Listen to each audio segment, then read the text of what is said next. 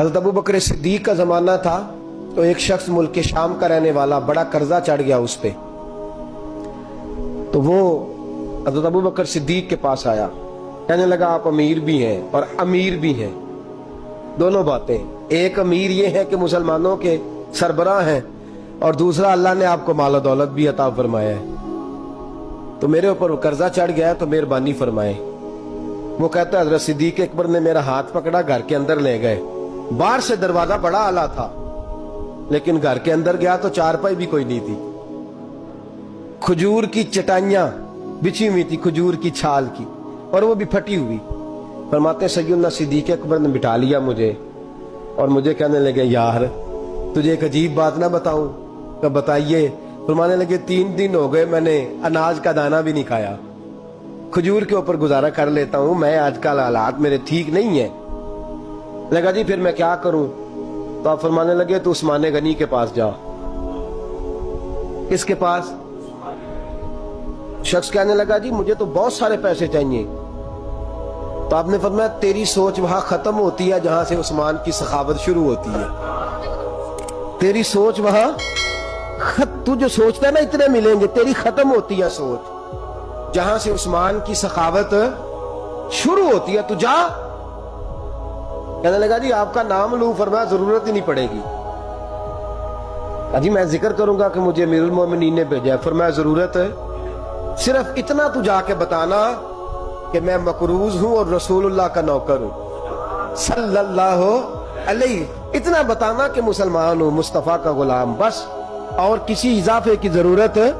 कहा जी वो दलील मांगेंगे। फरमाया उस्मान खैरात करते तफ्तीशें नहीं करता, उस्मान अल्लाह की राह में देते हुए तफ्तीशें 10 रुपए देना और 100 बात सुनाना फकीर को, तुक तो नहीं ना, 10 रुपए और 100 किस्म के ताने ना दे तू मियां, चश्म पोशी कर जा। तुझे किसने इजाजत दी टटोलने की, ठोलने की और क्रोधने की? ये हाल अगर तेरे साथ किया जाए, रब अगर तुझे टटोल के दे तो तेरा क्या बने? रब करीम अगर तुझे टटोल के दे के पहले बता नमाजें कितनी पड़ी हैं, सवेरे उठता है कि नहीं, तो तेरा क्या हाल होगा? तू टटोलता फिरता है 10 रुपए देने के लिए। हजरत उस्मान गनी की आदत नहीं। वो शख्स कहता है मैं चला गया, पूछता पुछाता दरवाजे पे पहुंचा, दरवाजे पे दस्तक दी तो हजरत उस्मान गनी के अंदर से बोलने की आवाज है, अपने बच्चों को डांट रहे हैं। कहते हैं ओ यार तुम लोग शहद के अंदर, दूध के अंदर शहद मिला के पीते हो, खर्चा थोड़ा कम करो, इतना खर्चा तुमने बढ़ा दिया है। तुम दूध के अंदर दूध भी मीठा, शहद भी मीठा, एक चीज खा लो, को बीमार हो, 2-2 चीजें इस्तेमाल करते हो। कहते हैं मैंने कहा अबू बकर तो बड़ी बातें बता रहे थे, और इस किस्म के कई वाकयात हज़रत उस्मान गनी के साथ हुए। वो तो बड़ी बातें बता रहे थे और ये आदमी दूध शहद से लड़ाई कर रहा है, और मुझे कई 1000 दिरहम चाहिए, दिनार चाहिए, मुझे दे देगा? फरमाते हैं अब वो डांट के बाहर आए, मैं दरवाजे पे था, आते ही कहने लगे मैं आया ना तो जब मैंने अस्सलामु अलैकुम कहा तो वो समझ गए मैं मुसलमान हूं। कहते वालेकुम कहा तो पहला जुमला उन्होंने जो बोला वो उनके बड़ेपन का मुजाहरा था। कहने लगे बच्चों को एक बात समझानी थी, आने में मुझे 1.5-2 मिनट लग गए, तू दरवाजे पे खड़ा रहा, मुझे माफ कर देना। बड़े लोगों की बड़ी बातें, बड़े लोगों की बड़ी बातें, इतना बड़ा कद है उतना बड़ा इखलाक है।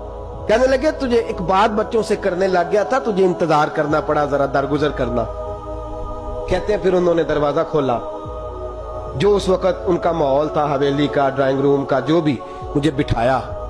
कहते हैं मेरे लिए जो पहली चीज आई वो दूध के अंदर शहद डाल के वो लाए। कहते हैं मेरे दिल में ख्याल आया घर में झगड़ा कर रहे थे, मुझे पिलाया, उसके बाद खजूरों का हलवा आ गया। कहते हैं मैंने कहा बच्चों को कह रहे थे एक मीठी चीज इस्तेमाल करो, मेरे लिए 3-3 आ गई है, 3-3 आ गई, अजीब शख्स है। कहते हैं मैं, लेकिन अभी मेरा तसव्वुर जमा नहीं, मैंने कहा इतना तगड़ा नहीं जितना हज़रत अबू बकर ने बताया है। कहते हैं खिला पिला के ना फिर पूछने लगे कैसे आए हो, कैसे आए हो? तो कहते हैं मैंने कहा कि जनाब मैं मजबूर हूं। आज बहुत सारे लोग हैं ना जिनके पास किसी की बात सुनने का टाइम ही नहीं, कहते मोटी मोटी बात करें, आखिरी आखिरी। हजरत उस्मान गनी पूरी खिला पिला के कहने लगे कैसे आना हुआ? कहते मैंने कहा जी मैं मुसलमान हूं, मुल्क के शाम के मुज़ाफात के एक गांव का रहने वाला हूं। کچھ کاروباری مشکلات آئیں تو میں مقروض ہو گیا، میرے اوپر قرضہ ہے، مجھے کچھ پیسوں کی حاجت ہے۔ فرمانے لگے میں نے کچھ پیسے کہا، انہوں نے ایک آواز دی تو ان کا غلام آیا، ایک اونٹ کے اوپر لدا